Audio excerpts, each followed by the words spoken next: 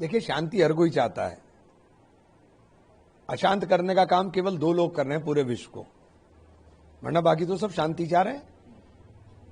क्या लगता है कि अगर दोबारा से इस तरह की स्थिति पैदा होती है तो फिर विश्व जो है उसी, मुझे लगता नहीं ऐसी स्थिति आएगी। देखिए, मुझे लगता नहीं। जो है लगातार ट्रम्प जो बोलता है वो कभी करता तो नहीं। ट्रम्प तो कुछ भी बोल देते हैं, कभी भी।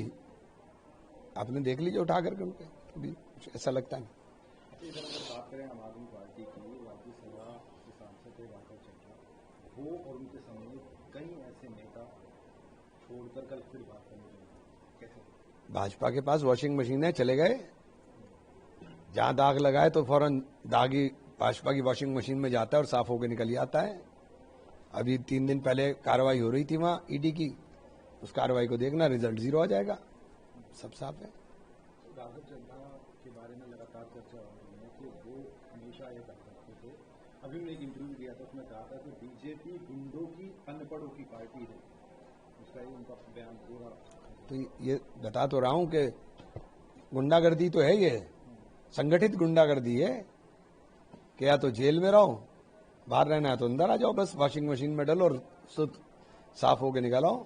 आम आदमी पार्टी के जो नेता हैं वो कह रहे हैं कि ये पंजाब को पूरी तरह से पंजाब को उलटने का पूरा प्रोग्राम चल रहा है। हाँ। अच्छा, आरएसएस जो है लगातार इस बात को क्यों करती है कि जो मुसलमान हैं वो भारतवर्ष के जो हिंदू हैं उनके वंशज हैं। 99.9% जो मुस्लिम हैं वो सारे भारतीय जो हिंदू हैं उनके वंश हैं। अच्छा, मुझे एक बात बताओ, यहाँ सारे के सारे जो लोग हैं वो कहाँ से आए हुए हैं? कौन है वो? आर्यंस ही तो है ना। आर्यंस कहाँ से आए? हम भी आर्यंस, आप भी आर्यंस, तो कहाँ से आए आप? यहाँ तो द्रविड़ थे, कहाँ से आए? सेंट्रल एशिया की ब्रीड है ना, तो है उसमें कोई, आप कोई नई बात तो नहीं कह रहे ना। आप कोई नई बात कह रहे हो जो ऐतिहासिक पहलू ना हो, जिसका ऐतिहासिक तथ्य ना हो, बात वही बात तो है ना। मासी जी यही कह रहे हैं कि हम ये चीज समझाते हैं, हमें समझ में आती है, हमें समझ में आती है। अगर मेरा नाम इमरान है तो नफरत मत करो। नफरत क्यों कर रहे हो जब हम एक ही वंशज हैं? मेरा नाम बदलने से नफरत कर लोगे क्या? ईश्वर को पाने के अलग अलग रास्ते हैं। कोई अपने रास्ते पे चल रहा है, कोई अपने रास्ते पे चल रहा है, कोई अपने रास्ते पे, जिसको जाना अंतिम मार्ग जो है, अंतिम चीज जो है वो ईश्वर की प्राप्ति है। बस यही तो है। भागवत जी भी इस बात को कह रहे हैं कि धर्म के रास्ते को ही अपना के देश जो है वो विश्व गुरु बन सकता है और बनेगा धर्म के रास्ते। हाँ, तो धर्म का रास्ता तो अपनाना चाहिए। धर्म क्या है? पहले धर्म को समझ तो लें, धर्म क्या है? धर्म जीने का सलीका सिखाता है, धर्म नफरत नहीं सिखाता। धर्म के अंदर नफरत नहीं होती है। धर्म तो एक दर्शन है जीवन का। अगर धर्म को मान ले तो फिर नफरत ही ना रहे। ये नफरत क्यों है? अच्छा, विपक्ष जो है लगातार इस चीज पर अड़ी रहता है। अभी भी राज्यसभा के सांसदों ने 78 से ज्यादा सांसदों ने साइन किए और मुख्य चुनाव आयुक्त को हटाने की मांग फिर कर दी ना। बंगाल के अंदर कितने लोगों को मताधिकार से वंचित कर दिया। अब वो बहाल भी हो जाएंगे, लेकिन चुनाव तो निकल गया, तो उससे प्रभावित नतीजे क्या वैलिड होंगे? बताओ, चुनाव आयोग ही बताए कि उससे प्रभावित नतीजे क्या वैलिड होंगे? प्रधानमंत्री मोदी और अमित शाह जी के नेतृत्व में रहे चुनाव की वो कहते हैं, ज्ञानेश कुमार जी रहते हैं। देखिए, ज्ञानेश जी जो क्या कर रहे हैं, ज्ञानेश जी का ज्ञान पूरे देश में बट तो रहा है। लेकिन विपक्ष को ऐसा क्यों लगता है? क्यों लगता है? इतनी भारी, इतने भारी, सभी लोग, मुझे एक बात बताइए, इतने भारी तादाद में वोटों का डिलीशन होना क्या छोटी बात है? मामूली बात है?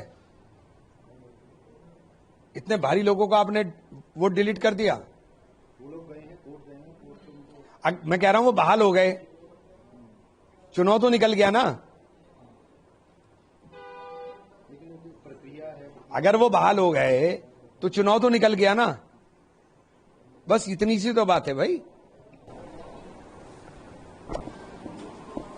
सांसद क्या कहेंगे? ट्रंप जो है वो लगातार भारत के खिलाफ आपत्तिजनक टिप्पणी कर रहे थे, अब उसको रिकवर करने की वो की जा रही है। उनके प्रवक्ता हैं, वो कह रहे हैं कि भारत एक बहुत महान देश है और भारत के साथ हमारे रिश्ते बहुत। भाई, हमारी कूटनीति और विदेश नीति पूरी तरह से फेल हो रही है।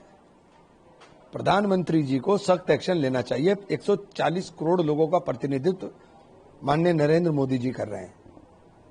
अगर कोई अपमानजनक टिप्पणी भारत के प्रति होती है तो पूरे 140 करोड़ लोगों का अपमान है, और अपमान का जवाब देने की जिम्मेदारी हमारे प्रधानमंत्री की है, और प्रधानमंत्री जी को मजबूती के साथ जवाब देना चाहिए। और हम बार बार कह रहे हैं ये बात। क्या कारण हो सकता है? कारण देखिए, और हमारी तरफ से एक बात देखिए, ये क्या कारण है ये तो बेहतर प्रधानमंत्री जानते होंगे, लेकिन इतनी कमजोरी दिखाने की आवश्यकता नहीं है। जेलेंस्की जरा सा मुल्क है और पूरी तरह से डिपेंडेंट अमेरिका पर है, वो भी अपने राष्ट्र के हित के ऊपर बैठक छोड़कर आने की हिम्मत कर सकता है, तो हमारे प्रधानमंत्री में हिम्मत क्यों नहीं है? प्रधानमंत्री जी को सख्ती के साथ जवाब देना चाहिए।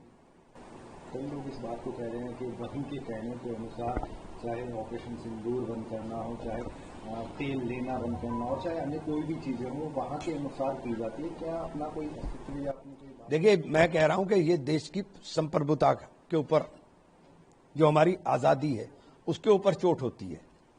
कि कोई भी मुल्क हमारे प्रति इस प्रकार की दुर्भावनापूर्ण